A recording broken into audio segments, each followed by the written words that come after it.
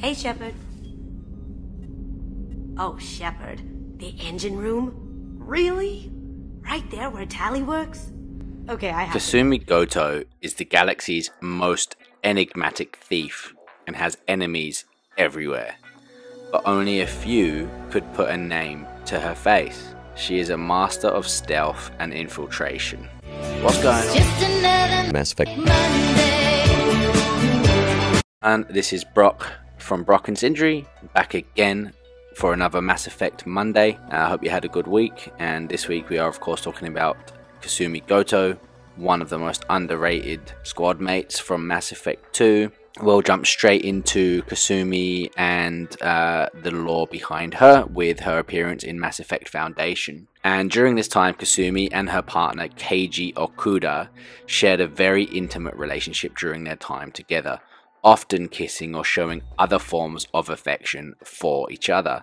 Kasumi, nicknamed Little Bird by Keiji, surprised him by decorating their Ilium apartment in a romantic atmosphere, staying cloaked until Keiji found her by feeling the air. She rewarded him with a kiss and pushed him over to the bed strewn with petals, discussing Keiji's recent acquittal. Kasumi revealed her worry and covert presence at the trial, and she reiterated her desire to stay by his side. She felt it was time to start anew and for Keiji to leave the boring alliance, so Keiji shared with her his plan to steal from Donovan Hock on Beckenstein. She has never been to Beckenstein before, and easily persuaded, she started to perform one of her tricks on Keiji in bed. Less than a day later, above Beckenstein, Kasumi led Keiji around the bowels of a ship looking for a good jump point out an empty escape pod chute. She had the pod repaired back at Ilium to account for any bookkeeping discrepancies. Keiji was beginning to have doubts on the heist, but Kasumi was confident in doing it. Arriving at the jump point, they kissed again before skydiving, using flight suits Kasumi tested on an earlier job in Sukesh. Kasumi found the freefall vista beautiful, perfectly timing their chute release for a safe but stylish landing on their intended location. Keiji commented on his girlfriend's flashy stunt, who indicated that the show was meant for him, before locking lips once again against the skyline. Kasumi cloaked and scouted ahead inside the building, counting 6 professional guards on patrol.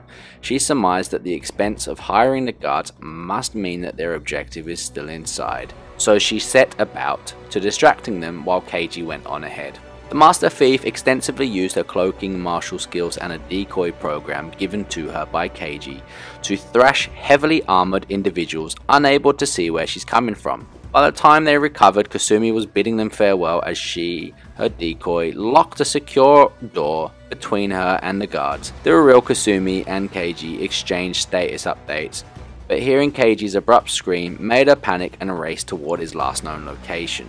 The guards noticed her true whereabouts and resumed pursuit. 2 of the guards caught up with her, only to be beaten with their own batons. Kasumi unlocked a door at the end of a hall at the 3rd floor, only to see Keiji lying in a pool of his blood. She cradled the dying man in her arms and swore not to leave him, but guards were pounding behind the resealed door. Keiji beseeched his little bird to survive and to retrieve his stolen grey box so that they could be together once again. Kasumi tearfully complied and left his body behind, activating her cloak and vowing to make good on her word.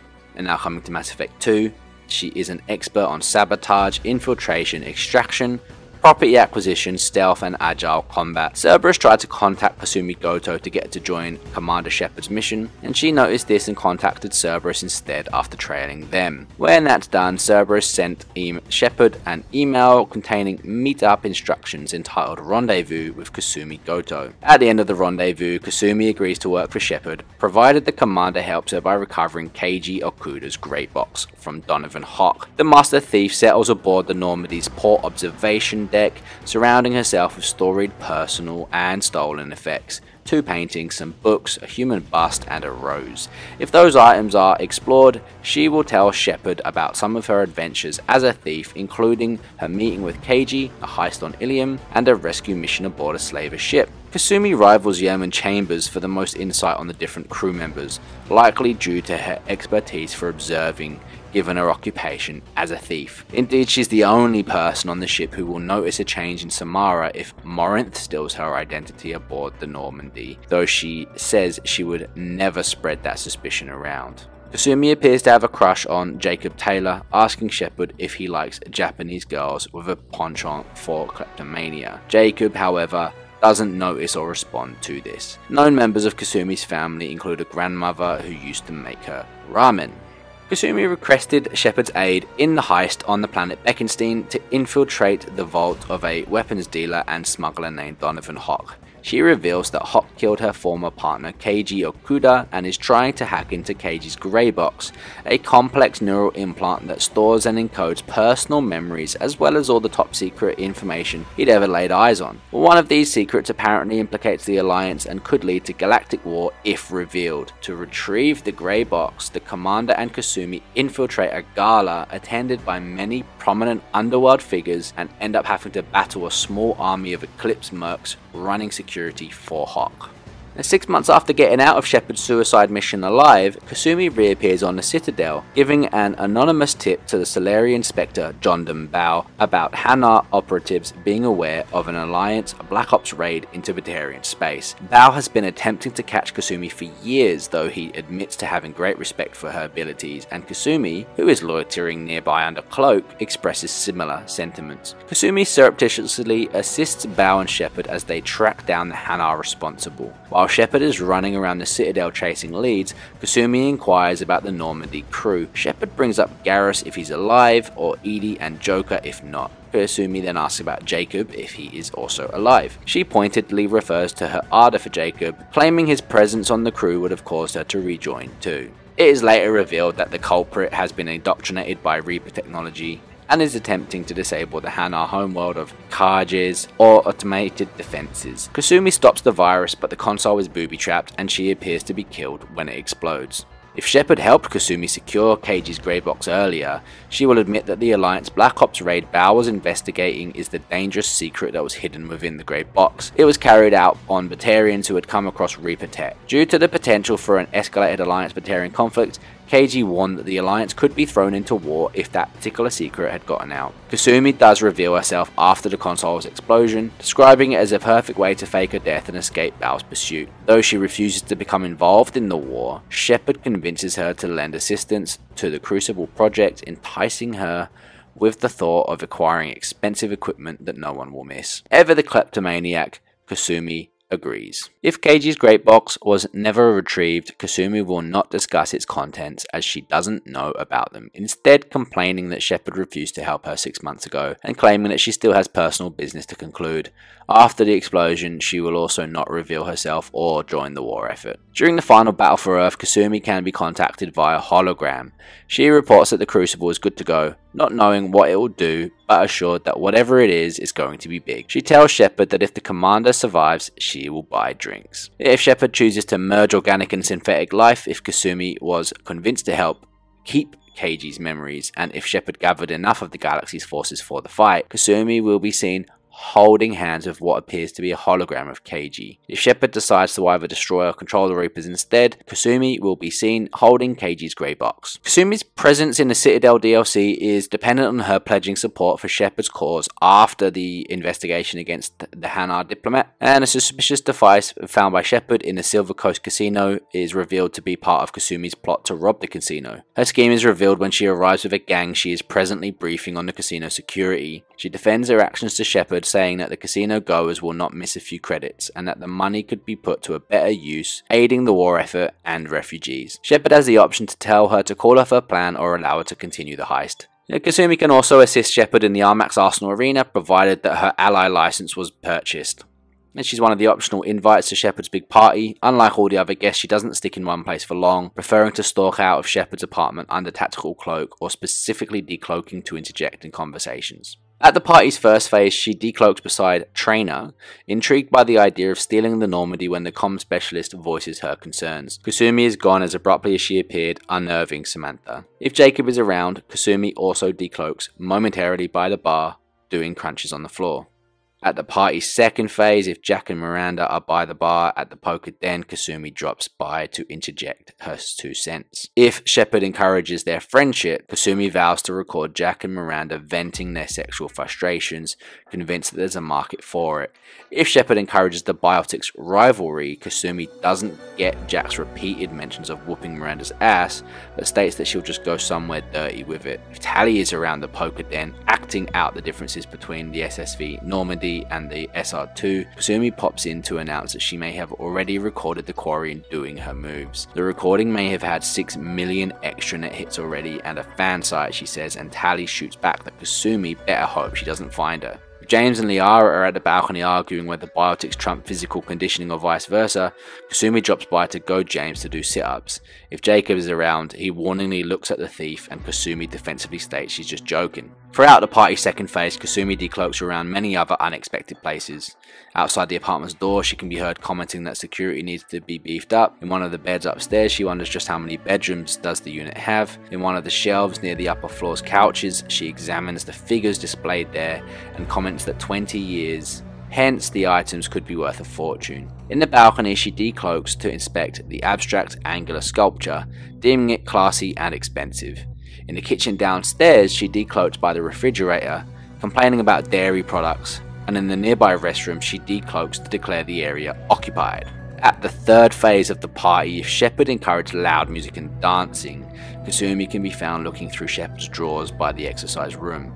If Shep talks to her, she responds that she goes through everyone's drawers. When asked why she doesn't mingle and have fun like a normal person, she inquires why would she even do that. She's having a great time anyway, by her very strange standards, and compliments Shepard on their underwear. If Shepard is female, Kasumi found them girlier than expected, as she expected them to have a camo pattern.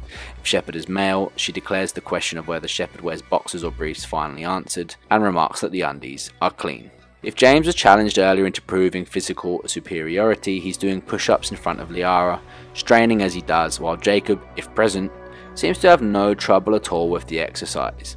It is later revealed that Kasumi has been sitting on top of James all along. She topples with him when the Marine collapses from exhaustion and disappears just as quickly as she appeared afterwards. If Shepard kept the party more mellow in the second phase though, at the third phase, Kasumi will join James, Liara and Javik if he's around at the card table for a game, surprising James when she uncloaks. She is amused by Javik's ideas about what competition was like in his cycle, and noticing Liara's focus on winning, she suggests working together in the future should the Asari ever wish for another line of work. James asks why he isn't fit for such activities, and Kasumi informed him that she wants more subtle individuals as partners. Kasumi poses uncloaked at the group photo later when Shepard calls everyone to the living room. The morning after the party, Kasumi lounges by the apartment's balcony, claiming to have had a great time in the previous evening and saying she mistook real milk for soy milk. She claims not to be lactose intolerant, she just doesn't put up with lactose's stupid drama. And we'll go straight into trivia now. Kasumi is only available originally through the Kasumi Stolen Memory DLC pack. Using a hack, it is possible to make Kasumi selectable when choosing squad mates before downloading her. However, she only appeared in the last mission and a placeholder model was used. Selecting her at any other time causes Shepard to have only one squad mate. Shepard comments in a conversation with Jacob that the next Normandy would benefit from a lounge. Obtaining Kasumi's DLC adds a lounge bar to the ship. The Japanese word Kasumi means haze or mist. There is also a homophone of this, meaning dimness of sight, although it is written a bit differently in the kanji. However, this doesn't mean that Kasumi's name is written like that in Japanese necessarily. Goto is a common Japanese surname, however there are numerous Japanese family names with the same or similar pronunciation, but with slightly different kanji. The Japanese word Goto, which is pronounced somewhat similarly, also means robber or robbery. I probably got those pronunciations wrong, but get the idea. It is shown in the art of the Mass Effect universe that concept art for Kasumi veered into a Middle Eastern direction at first, before settling on a medieval thief look. According to a Mass Effect 2 character document used during development, Kasumi was first conceptualized as a spacejacker, a 25-year-old ship thief slash hacker who crosses paths with Shepard when they're trying to steal the same thing. She also intends to steal the Normandy SR2, referred to as Leviathan during this phase, and prototype concepts for the Master Thief involve her operating in the Terminus systems going where nobody else can. And that's all of our lore on Kasumi, one of the best loyalty missions throughout all the games. The OST, which should have been playing in the background of this video, I always thought was really good. Always reminds me of some kind of cyberpunk Asian city. And with that, that's going to be it for this week's Mass Effect lore video. We will of course see you next week for another Mass Effect Monday, and thanks for listening. See you then. I have no information on a Reaper. References to the term exist in some para-historical theories on galactic extinction cycles. They're really selling the Geth did it message. I bet you can't even say Reapers without inciting a panic. Reapers!